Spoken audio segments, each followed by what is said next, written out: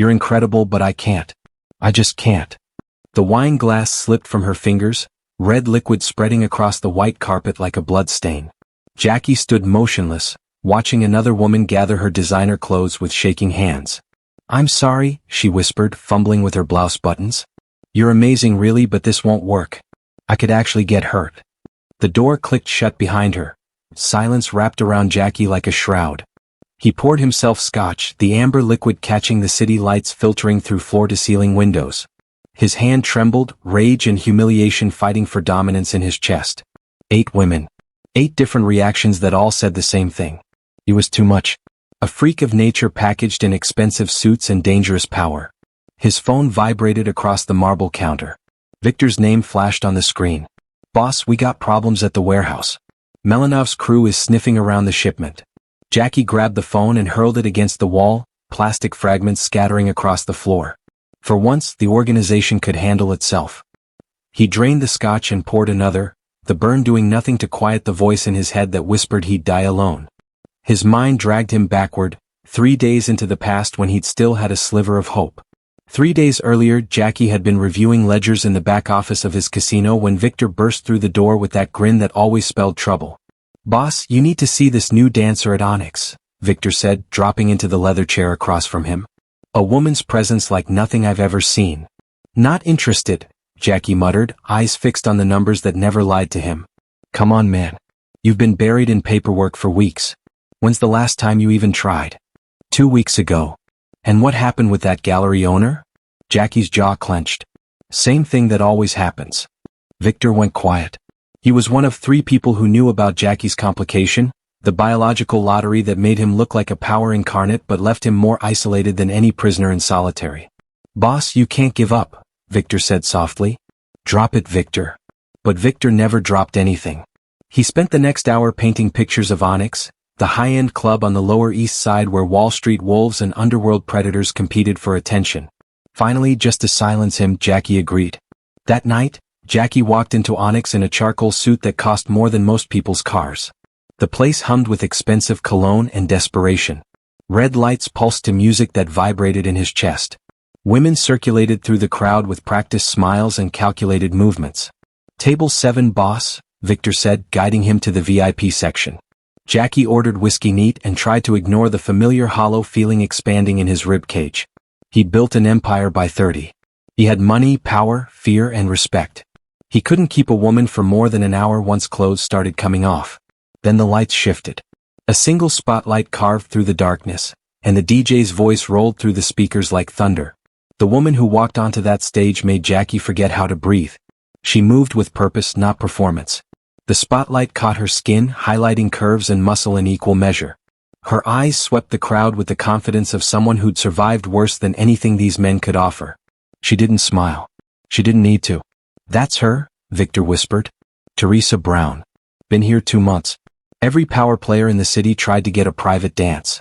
Nobody gets one unless she decides they're worth her time. Jackie watched Teresa command the stage, her body defying physics and expectation, and something shifted behind his ribs. Not just desire, though that was there in spades, but recognition. She had old eyes. The kind that came from seeing things that should have killed you and walking away anyway. When her set ended, she headed straight for the bar. Jackie found himself standing before his brain caught up to his body. Boss, where are you going? Victor called after him. Jackie didn't answer. He was already moving through the crowd. Teresa was ordering water when Jackie reached the bar. Up close, she was even more striking, sharp cheekbones and a mouth that looked like it didn't waste words on pleasantries. You're good at what you do, Jackie said. She turned to him, those old eyes measuring him in 2 seconds flat. I know. Can I buy you a drink? I don't drink with customers. I'm not a customer. Then what are you? Someone who'd like 5 minutes of conversation. Teresa studied him for a long moment. Jackie felt exposed under that gaze, like she was reading the balance sheet of his soul and finding the numbers didn't quite add up. 5 minutes, she said. Clock's ticking. They moved to a quiet corner booth. Jackie ordered another whiskey. Teresa stuck with water. So what do you want, Mr. Expensive Suit? Teresa asked, leaning back against the leather. To know why you don't smile when you dance. She blinked, surprised. That's your opening question? I figured asking your name was too obvious. A ghost of a smile touched her lips. Teresa. And I don't smile because this isn't about making them happy. It's about making rent while I finish my degree.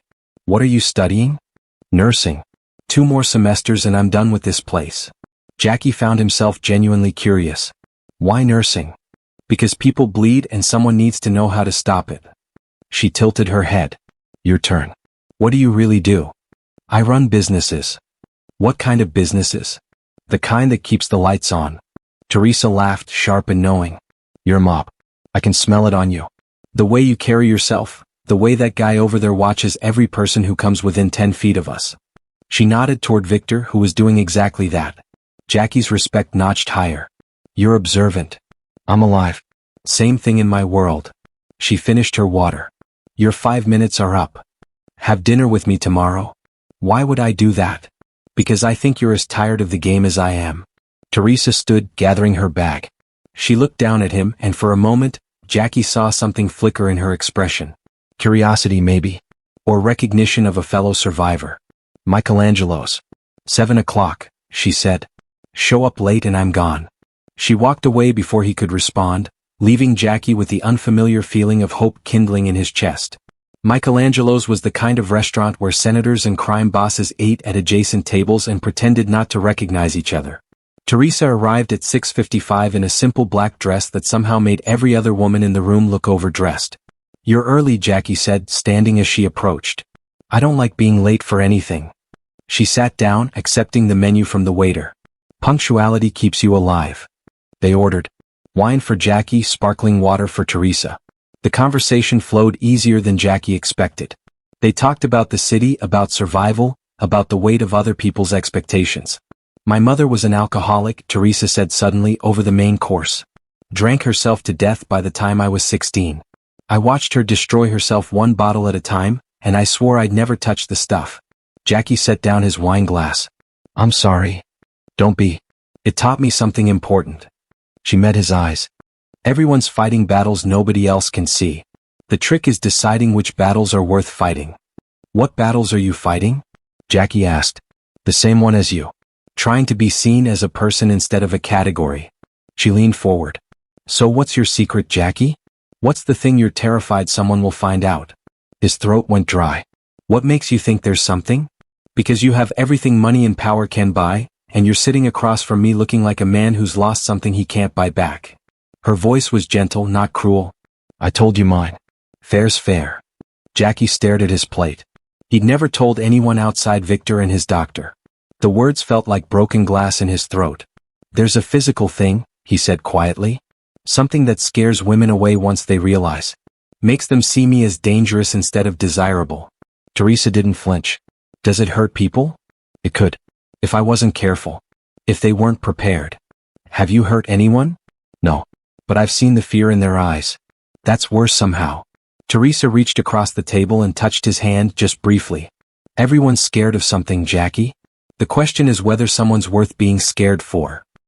He looked up, finding those old eyes watching him without judgment or pity. Just understanding. I'd like to see you again, he said.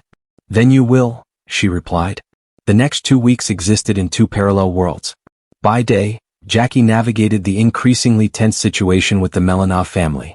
Someone was moving product through his territory without authorization, and the Russians were implying Jackie had broken their agreement.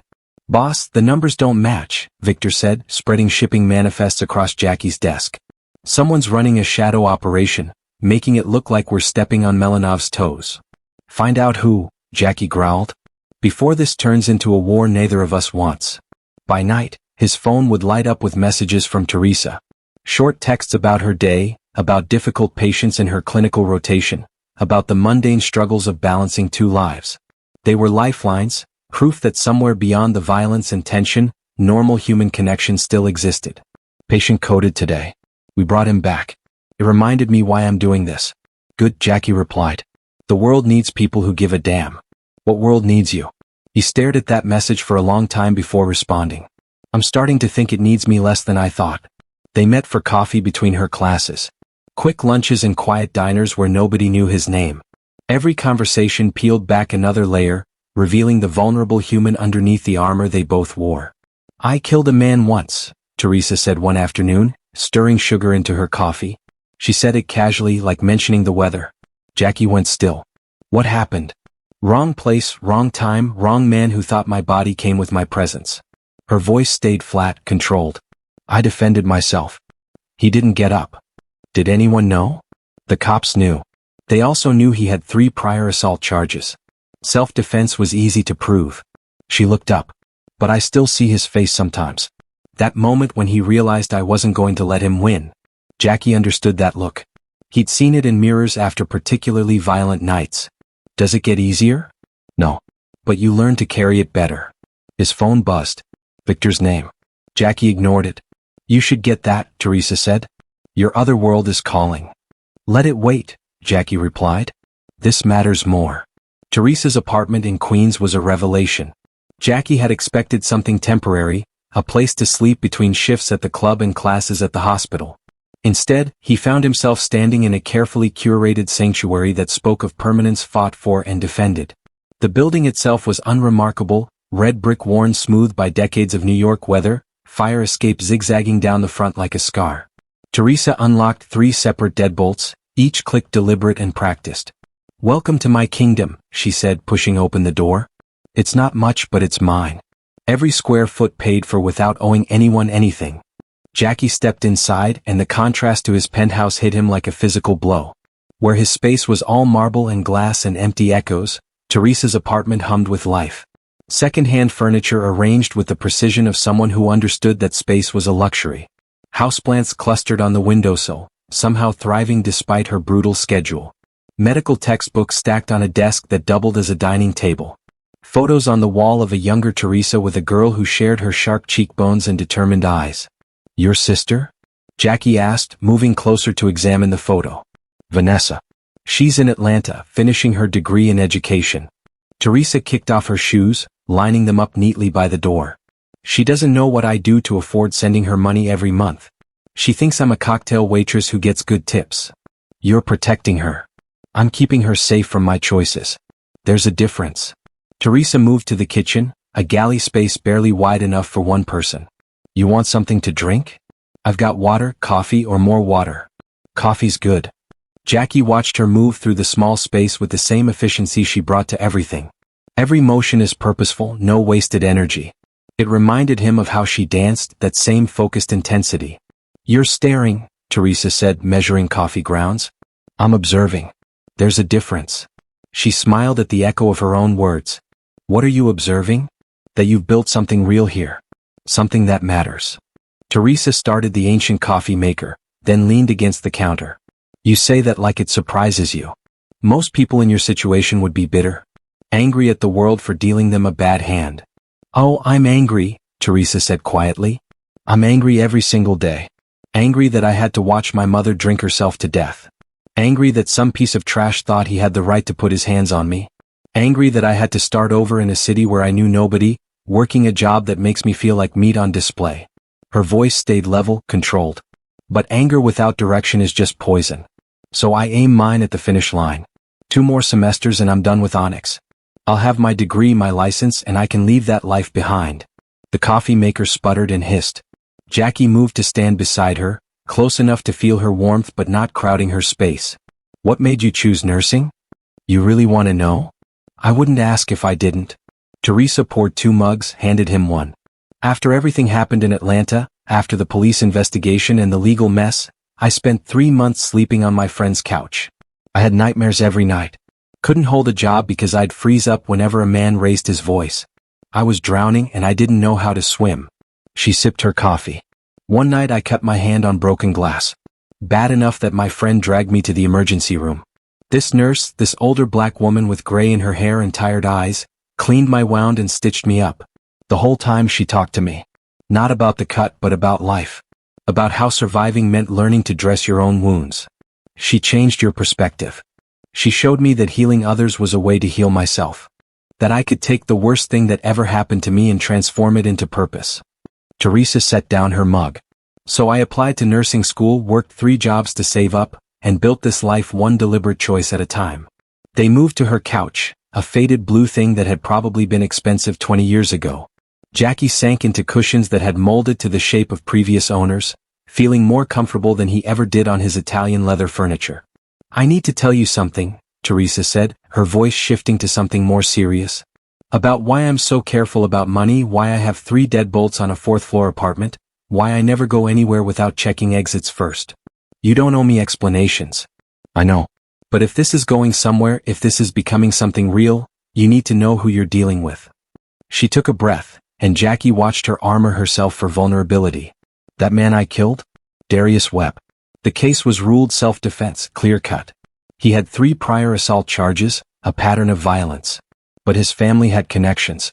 His brother is a city councilman with money and influence and a long memory. After the case closed, I started noticing cars following me. Strange men asking questions about me in my neighborhood. Phone calls in the middle of the night, nobody speaking, just breathing. Jackie's hands clenched. They were threatening you. They were sending a message.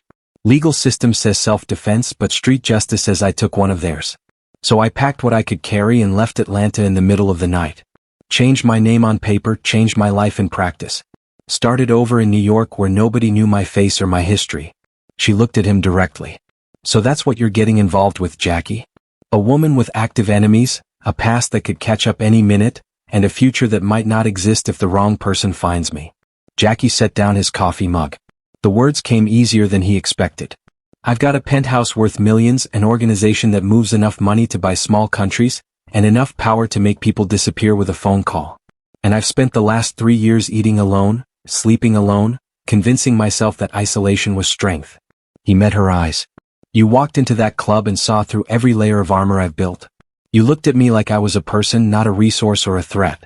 So if you think your complicated past scares me off, you don't know what loneliness does to a man. Teresa studied his face, searching for lies or angles or the calculation that usually hid behind pretty words. Finding none, she leaned against him, her head finding the space between his shoulder and chest like it was designed for exactly that purpose. We're both idiots, she said softly. Probably, Jackie agreed, wrapping an arm around her.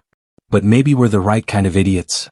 They sat like that as streetlights flickered outside, painting patterns on her worn carpet. Jackie couldn't remember the last time he'd felt this settled, this present in a moment. Teresa's breathing slowed, syncing with his, and for the first time in longer than he could remember, the silence wasn't poisonous. It was peaceful. Stay tonight, Teresa said quietly. Just asleep. I'm not ready for more, but I don't want you to leave. I'll stay as long as you want me here. She tilted her head up, kissed him gently. Thank you for being careful with me. Thank you for seeing me, Jackie replied. They fell asleep on that couch, 2 broken people finding unexpected wholeness in each other's damage, while the city hummed outside and their separate pasts waited in the shadows. Victor was waiting in Jackie's office when he arrived the next morning, his face carved from stone. We need to talk, Victor said, sliding a manila folder across the desk. Jackie opened it. Police reports, witness statements, grainy security footage. His blood turned to ice as he read the name at the top. Teresa Brown, wanted for questioning in the death of Darius Webb, Atlanta, Georgia. Where did you get this? Routine background check. Boss, she's a fugitive. The case was closed as self-defense, but Webb's brother is Darius Webb Sr., city councilman with deep pockets and a long memory.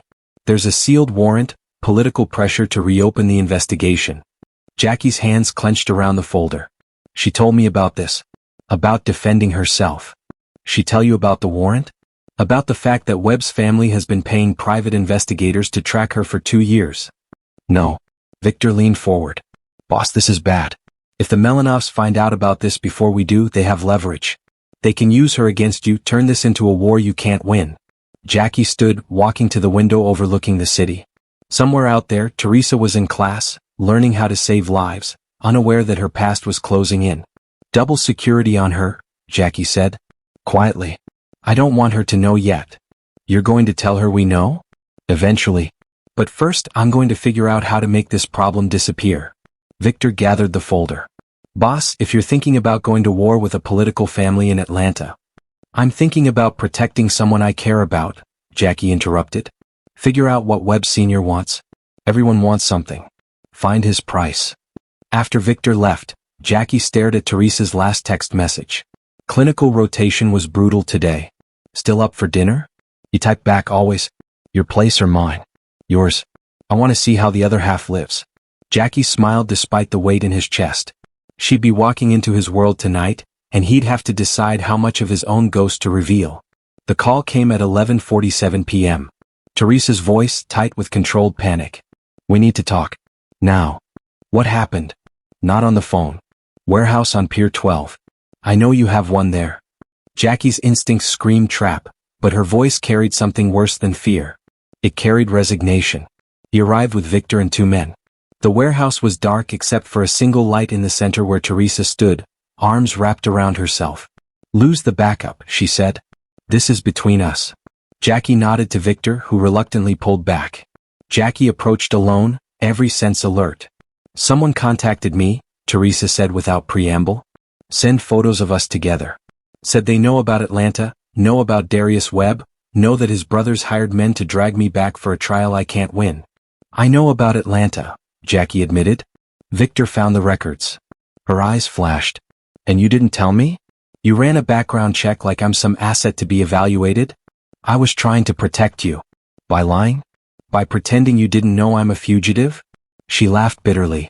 I thought you were different. I thought you understood what it meant to be honest about the ugly parts.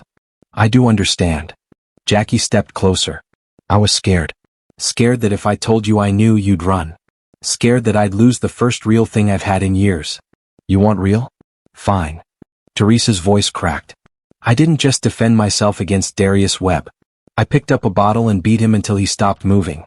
I felt his skull crack under my hands, and for 1 second I was glad. Glad he'd never hurt anyone else. That's the truth, Jackie. I'm not some tragic victim. I'm someone who discovered she could kill and liked it for just a moment. The silence stretched between them, filled with raw truth. You want my ugly? Jackie said quietly. Here it is. Every woman who's seen me naked has looked at me with fear or disgust. I'm built like a weapon and I hate it. I hate that my body makes me a freak.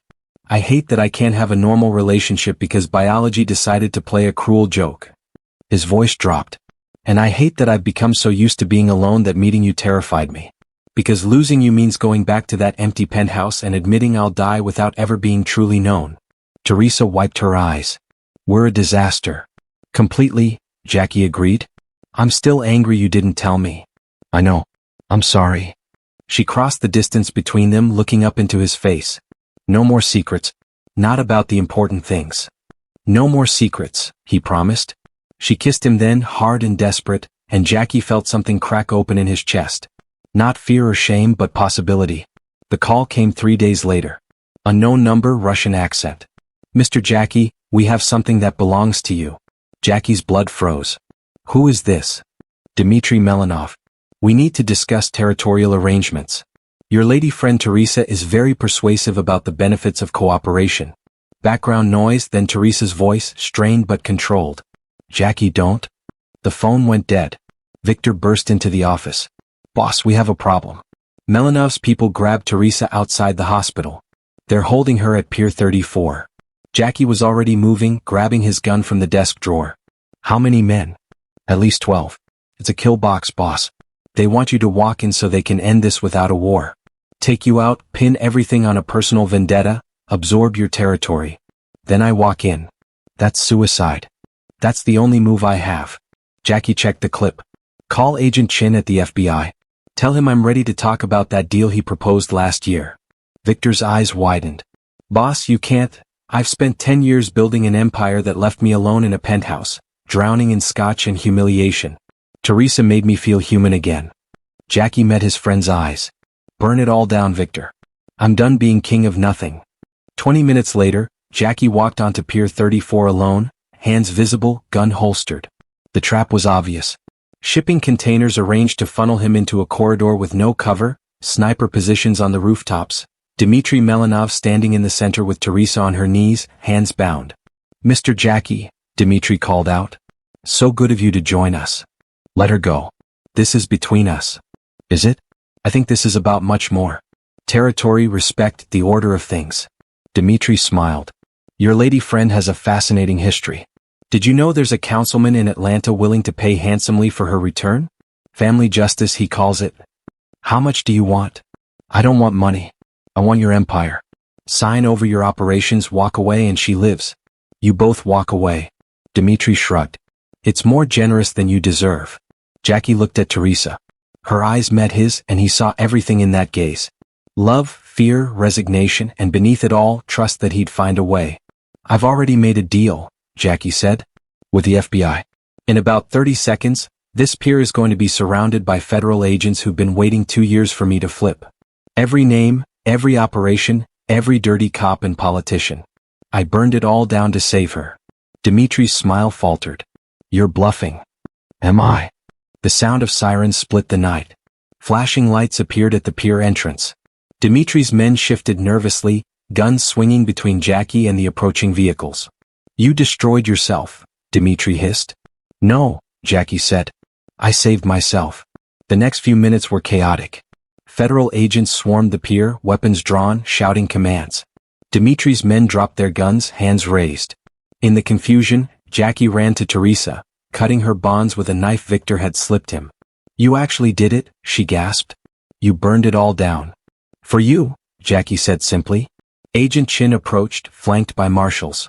Mr. Jackie, we had a deal. Full cooperation, witness protection for both of you. Both.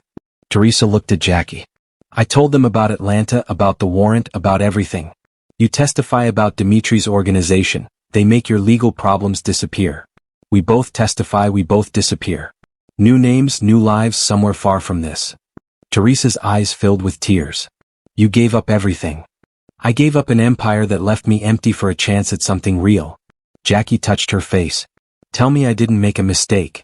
You beautiful idiot, she whispered, then kissed him. A gunshot cracked through the air.